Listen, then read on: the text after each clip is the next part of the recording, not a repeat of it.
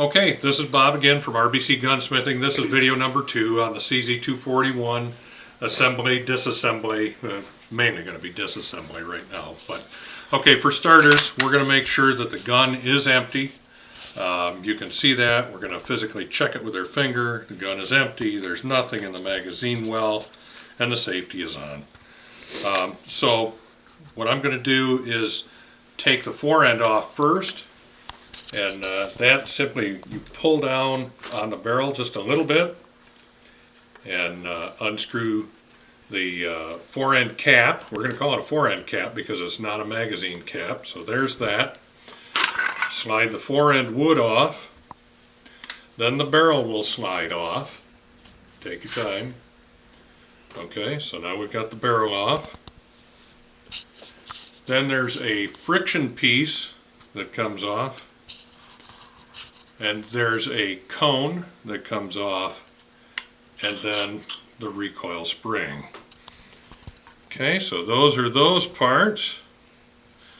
Then on this particular gun, since this gun is in here to be blued, you'll notice it has a poly choke on it, so we're just going to unscrew the poly choke while we're at it and get that off and out of the way. You'll find quite a few of these that were brought back that have poly chokes on them, because that was very popular in the day. Okay, after we do that, then we're going to let the action down, and you let the action down by raising up on this handle right here. You want to maintain control of it, so you're going to tip it up and let it forward, and that's going to take the pressure off of that. Okay, so then we're going to take the side wood panels out. Here's the left side.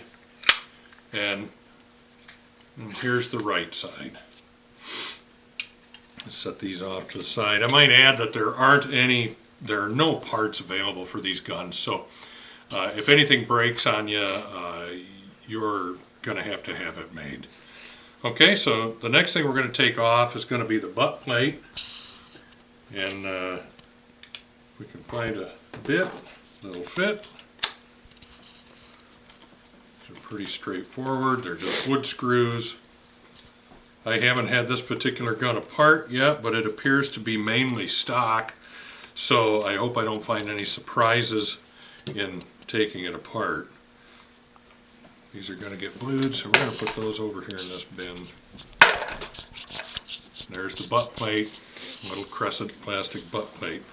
So now what you'll see in the back end of these guns, there's a small stamped steel part, and they got smart after a while and they put a little screwdriver slot in it so that you could push it down with a screwdriver, but that's actually the action spring, and you want to be careful and control that. And so we're gonna push it down, and then you have to turn it. Okay, so I'm actually going to use their screwdriver slot.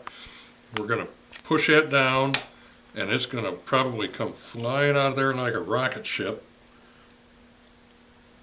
if I'm not lucky. Everybody got their fingers crossed? Here it comes. Try and maintain control of it.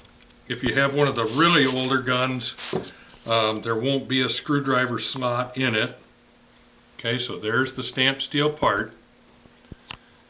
And then there's a dowel that comes out of here, and it has a little nose on it, and then the action spring is hooked to that, and of course it doesn't want to come out right now for me, so we're just going to leave that until we get the stock off there.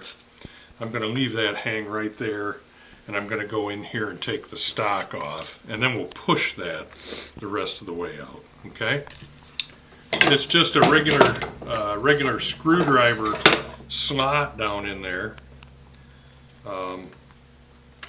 You have to fish around and find it, and I found it right off the bat. Oh, there went the dowel. Don't worry about it, it's just a wood dowel.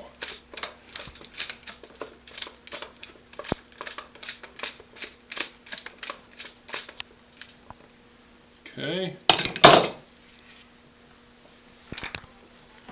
So there's the stock nut. And now the stock